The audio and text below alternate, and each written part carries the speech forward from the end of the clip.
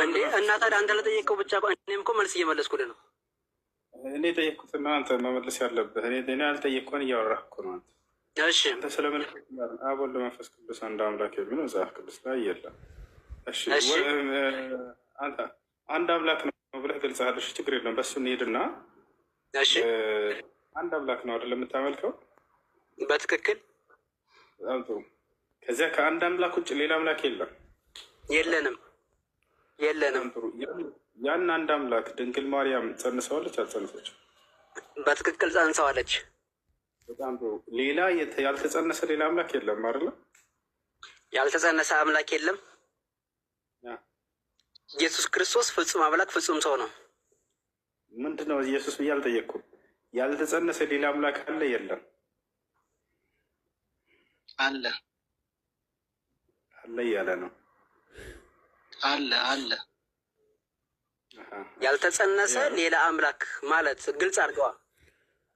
ያው ታሪኩ እየመለሰ ነው። ከላይ ያልተጸነሰ ሌላ አምላክ አለ ወይንስ የለም? ግልጽ አድርገው። መጀመሪያ ጥያቄውን እኔ ጋ ነህ። ግልጽ ሆኖ ታሪኩ እየመለሰ ነው። ያልተጸነሰ ሌላ አምላክ አለ የለም? አለ። ፍኖተ ምን ትላለህ? ይኸውልህ ጥያቄን ግልጽ አድርግልኝ። ስንት አምላክ አለ አልኩህ? አንድ አምላክ ነው ያለው አልከኝ። ያን አንድ አምላክ ድንግል ማርያም ጸንሰዋለች አልኩህ። አዎ ጸንሰዋለች አልክ። ሌላ አምላክ የለም ማለት። እሺ ያልተጸነሰ አንድ አምላክ አለ ነው። እሺ ያልተጸነሰ ሌላ አምላክ አለ የለም? መወለድ ግብሩ ያልሆነ አሁን መጀመሪያ ይኸውልህ አንተ ወደ ፈለግከው ፖይንት ብቻ እንዳትሄድ። እኔ ጥያቄ እኮ ነው። ስላሴ አንድም ሶስትም ናቸው። እሺ አንተ ጥያቄው ምንድን ነው? ያልተጸነሰ ሌላ አምላክ አለ የለም? ከዚያ ከተጸነሰው አምላኮች በትክክል አለ። ግን ሌላ አምላክ አለ የሚል ወደሚል ስህተት እንዳትወስደኝ። ቆይ አንድ ጥያቄ መጀመሪያ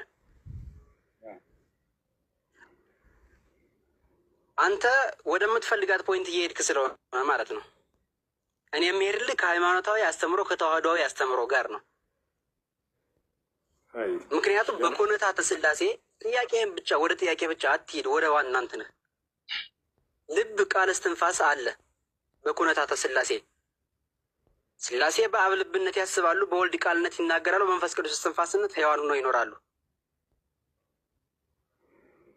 ጨረስክ? ስለዚህ አብ ወልድ መንፈስ ቅዱስ ስንል ስላሴ አንድም ሶስትም ከሆኑ አብ አባት ነው፣ ወልድ ልጅ ነው፣ መንፈስ ቅዱስ እስትንፋስ ነው። ስለዚህ የመወለድ ግብር የወልድ ነው። ስለዚህ የመወለድ ግብር ያለው ወልድ በእመቤታችን በቅድስት ድንግል ማርያም ማኅፀን አድሯል። ምክንያቱም ስላሴ አንድም ሶስትም ናቸው። በእመቤታችን በቅድስት ድንግል ማርያም ማኅፀን ደግሞ አብ ለአጽንኦ ወልድ ለለቢሰ ሥጋ መንፈስ ቅዱስ ለአንጽሖ በእመቤታችን በቅድስት ድንግል ማርያም ማኅፀን አድረዋል ይላልና። ጨረስክ? ላውራ? እሺ። ስለዚህ አሁን የተጸነሰ ሌላ አምላክ አለ ወይንስ የለም? ከተጸነሰ ውጭ ሌላ አምላክ አለ የለም? አንድ አምላክ ነው ያለን። የአንድ አምላክ ድንግል ማርያም የጸነሰችው ብቻ ነው ወይንስ ሌላ አለ ያልተጸነሰ ሌላ አምላክ? ያ አምላክ እመቤታችን ቅድስት ድንግል ማርያም የጸነሰችው ነው። ምክንያቱም ፍጹም ሰው ፍጹም አምላክ ስለሆነ። ሌላ ድንግል ማርያም ማገዝ ይቻላል። እሱ ማገዝ ይቻላል።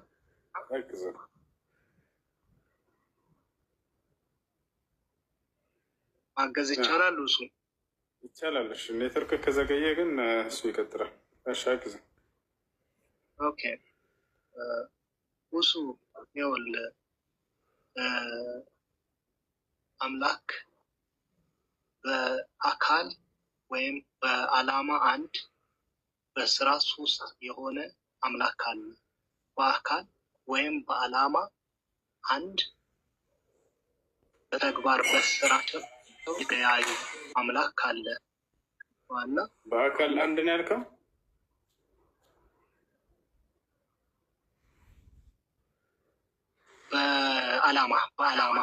በዓላማ አንድ መለኮት ሶስት የሆነ አካል አሉ። ለምሳሌ ሶስት ነው የምንለው ኢየሱስ ክርስቶስ ሰማይና ምድርን ሰውን የፈጠረ አምላክ ነው። ሁለተኛ መንፈስ ቅዱስ አለ፣ አብ እግዚአብሔር አለ። ሶስት አምላክ እና ኖ ኖ ኖ ሶስት አምላክ የሚል ነገር አስተምሮ የለም። ሰውየው ተጠንቀቅ።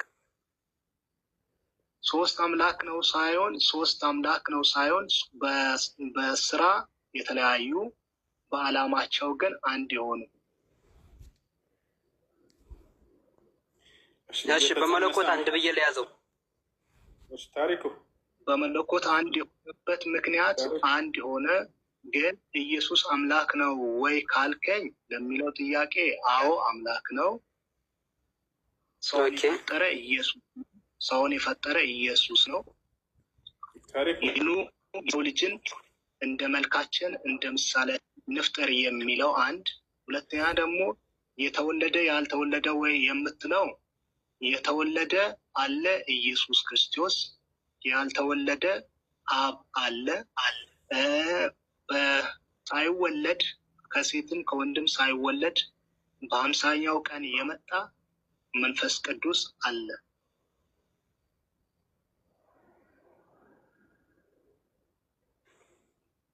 እሺ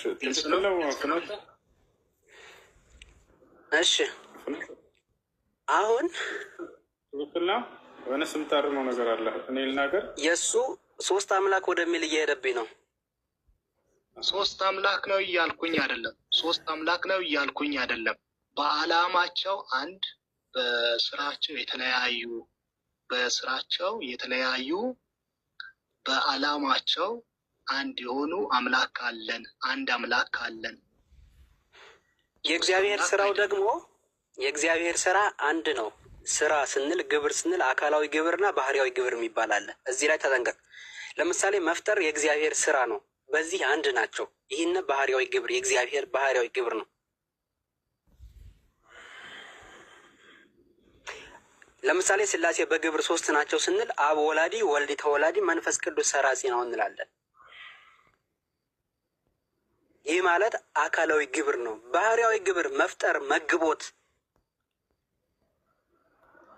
ዓለምን ፈጥሮ ማስተዳደር፣ ይሄ አካላዊ ሳይሆን ባህላዊ ግብር ነው። ይህ ደግሞ የስላሴ የአንድነት ግብራቸው ነው። አሁን እዚህ ላይ አንተ ልትለው እንትን ያልከው ሌላ ያልተወለደ አምላክ አለ ወይስ አለ ብለህ አይ ያልተወለደ አምላክ ወደሚል የስላሴን አምላክነት ወደ ሶስት አምላክ ለመዘበራረቅ ያመጣው ጥያቄ እንደሆነ እናውቃለን። ማን ነው? እኔ ነው? አዎ አንተን ነው። እሱ እኮ ነው ሌላ ያልተወለደ አምላክ አለ ብሎ ቅድም የመለሰው። ታሪኩ ተሳስተሃል። ቅድም አለው ያው መልሰው ይኸውልህ ያልተወለደ የተወለደ አለ ብዬ ነግሬያለሁ። አብ ያልተወለደ፣ ወልድ የተወለደ፣ መንፈስ ቅዱስ ደግሞ በ50ኛው ቀን ላይ የመጣ ወደ ምድር ሊያጽናና መንገድን ሊመራን የመጣ አምላክ፣ አንድ አምላክ የሆነ ዓላማቸው የሰውን ልጅ ወደ ገነት ለማስገባት ከጥፋት ጎዳና ለመመለስ የተቋረጠውን የእሱን ግንኙነት ሊያገናኘን ሊወደን እና ወደ እሱ ሊወስደን ተግባራቸው ዓላማቸው የሚባለው ሰው ልጅ በዓለም ላይ ያለው ሰው ልጅ ሁሉ ወደ ጀነት ወይም ወደ መንግስተ ሰማያት ወደ እግዚአብሔር ቤት ወደ ዙፋኑ ወደ ገነት እንዲገባ ነው። ገብቶሃል? አንድም ሰው እንዲጠፋ አይፈልግም እግዚአብሔር። ስለዚህ ዓለምን እንዲሁ ወዶአልና ይላል። ገብቶሃል? በክርስቶስ ኢየሱስ ያመነ የተጠመቀ ይድናል፣ ያላመነ ግን ይፈረድበታል። ስለዚህ ሰው ልጅ እንዲያምንና መንገዱን እንዲከተል ኢየሱስ ተወልዷል። መንሱር ሜተን አንሳው እስኪ። እሱ ሰላም አለይኩም። ወአለይኩም ሰላም። ሰላም ነው። አለው ሀቢቢ እንትን ሻዳ የሚይዝ ልጅ ነበረ።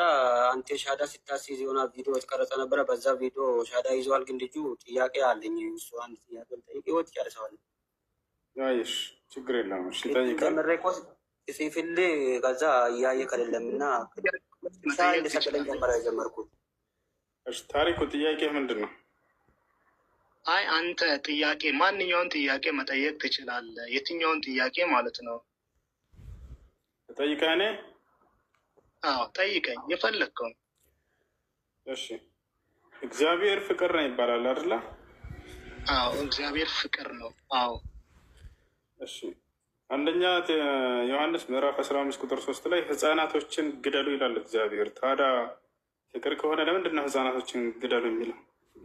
በፍጹም ግን ህፃናቶችን ሳይሆን እግዚአብሔርን የማይቀበሉትን ክርስቶስን የማይቀበሉትን እና ጨካኞች፣ ለምሳሌ ሳኦልን አጥፋ ብለዋል አይደለ? ሳኦል ልጅን ፍጥረትን እዛ ሀገር ያለውን ነገሮችን ሁሉ አጥፋ ብለዋል እግዚአብሔር ማለት ነው። ስለዚህ እግዚአብሔር ላይ ያመፁትን የቁጣ ልጆችን አጥፋ ህፃናቶችና ያው ሽማግሌውንና ጎበዝን ቆንጆይቱንም ህፃናቶችንና ሴቶችን ፈጽማችሁ ግደሉ ይላል። ያሰላም እሺ ከታችም ቀጥል፣ መጽሐፉን ሙሉ ይህንን ምዕራፍ ሙሉ ቀጥልና አንድ ሀሳብ ብቻ አይደለም መጠየቅ ያለብህ ነው። ከታች ምንድን ነው ከላይ ምንድን ያለ ሀሳቡ? ህፃናቶችን ግደሉ ይላል እያለ እዚያ ጥያቄ ምንድን ነው? ህፃናቶችን ግደሉ ይላል እንደ ፍቅረው ሽማግሌዎችን ምን አይነት ሽማግሌዎችን? ለምሳሌ ምን አይነት ህፃናትን? ምን አይነት ሽማግሌ? ስለ ሽማግሌዎቹ አይደለም ጥያቄ፣ ስለ ህፃኖቹ። ህፃን ምንም የሚያውቀው ጉዳይ የለም። እነዚህን ህፃናቶች ግደሏቸው እንዴት ይላል አምላክ? ምን አይነት ህፃናትን? ምን አይነት ህፃናትን? ለምሳሌ ህፃን ነው እኮ እያልከው ነው። ህፃንን ግደሉ እያለ ነው እግዚአብሔር እኮ። ገባኝ። ህፃንም ሆነ ኮረዳም ሆነ አዛውንትም ሆነ ምን አይነት ናቸው? ከላይ አንብብ። ንገረን ከላይ ሙሉ አንብብ፣ ሙሉ ምዕራፍን እስከ ታች እስከ ጥግ ማለት ነው። ምን አይነት ሰዎች ነበሩ እነኚህ ግደሏቸው ያሉት? ከየት ጀምረን እናንብብ? ከቁጥር 1 ሙሉ መጽሐፉን ልታነብ ነው? ከቁጥር 1 ማለት ነው። ከቁጥር 1 እስከ መጨረሻው ይሄ አያልቅም እኮ ይሄው እስከ መጨረሻኛው ቁጥር ያልቃል። ያው 11 ቁጥር እርሱም እያንዳንዳቸው የሚያጠፋ መሳሪያ በእጃቸው ያዘ፣ ከተማይቱንም ይዘው በእጃቸው ያዘው ሳይሆን ይዘው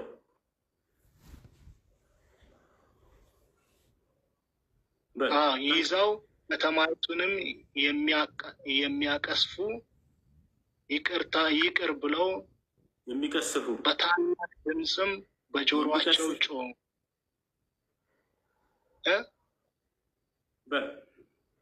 ምን አልከኝ?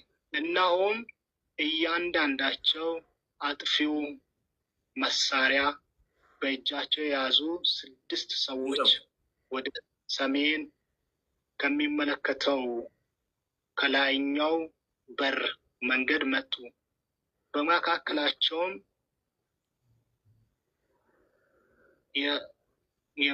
የበፊት ልብስ የለበሱ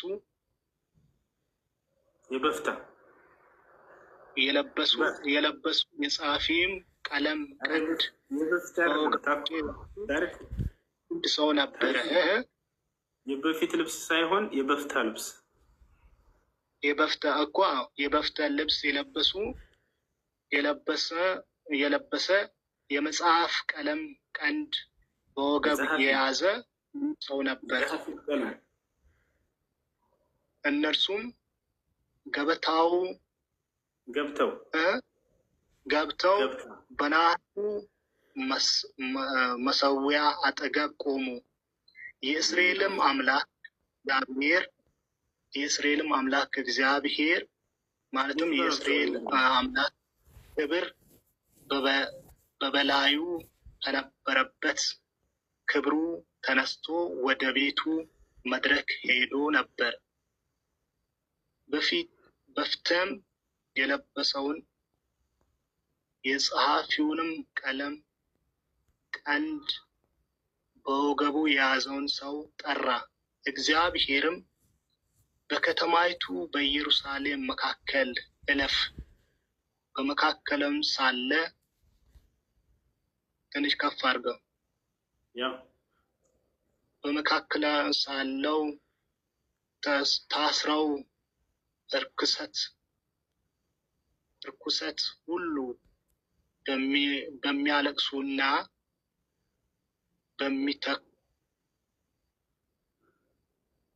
በሚተክዙ ሰዎች ግንባር ላይ ምልክት ጻፍ አለ። እኔም እየሰማሁ ሌሎቹ እርሱን ተከተሏቸው። በከተማይቱ መካከል እለፉ፣ ግደሉም፣ ዓይናችሁ አይራራ፣ አትዘኑም።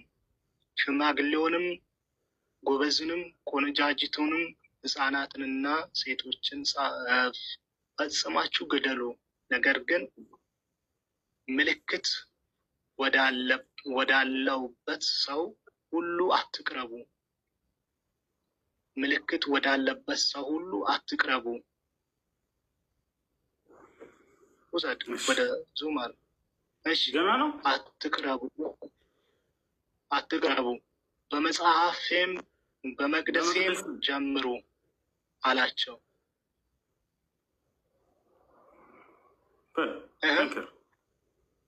በእሺ ነጋ እኮ ታሪኩዬ። ምን አልክ? ምንድን ነው የሚፈልገው? ህፃናቶችን ግደሉ ይላል ነው። አሁን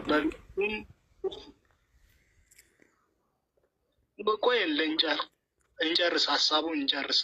ቆይ ወደ እሱ እንመጣለን፣ ችግር የለውም ውሱዬ። በቤቱም አንጻር ባሉ ሽማግሌዎች ጀመሩ። እርሱም ቤቱን ወደ ታች ዝቅ አድርገው ከፍ አድርገው አለቀ እኮ። እርሱ ቤቱን አርክሱ፣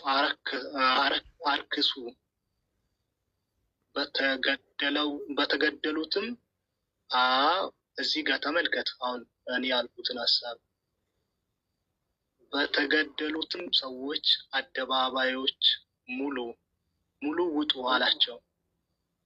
እነርሱም ወጥተው በከተማይቱ ገደሉ። ሲገድሉም እኔ ብቻዬ ቀርቼ ሳለው በግንባሬ ከፍ አድርገው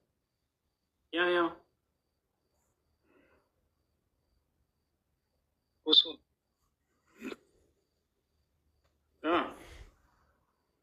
ታሪኩ ኦኬ። በፍቼ ጌታ እግዚአብሔር ወይ መዓት በኢየሩሳሌም ላይ ስታፈስስ የእስራኤልን ቅሬታ ሁሉ ታጠፋለህን ብዬ ጮሁ። እርሱም የእስራኤልና ከፍ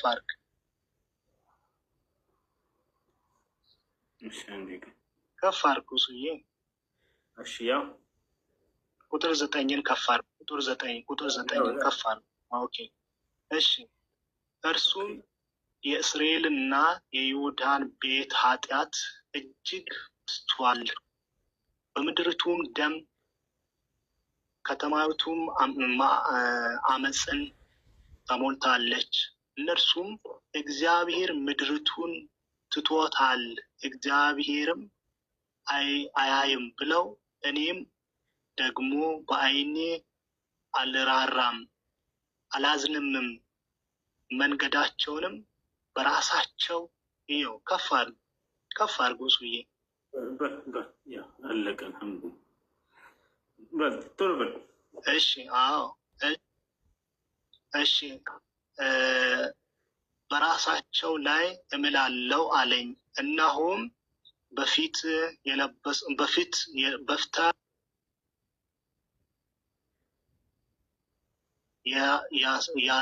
ያዘዘኝን አደርጋለሁ።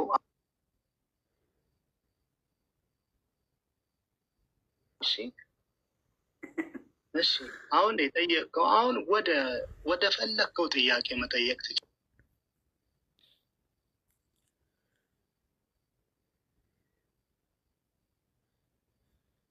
ቆነጃጅትም ሽማግሌዎችንም እግዚአብሔር ግደሉ ያለበት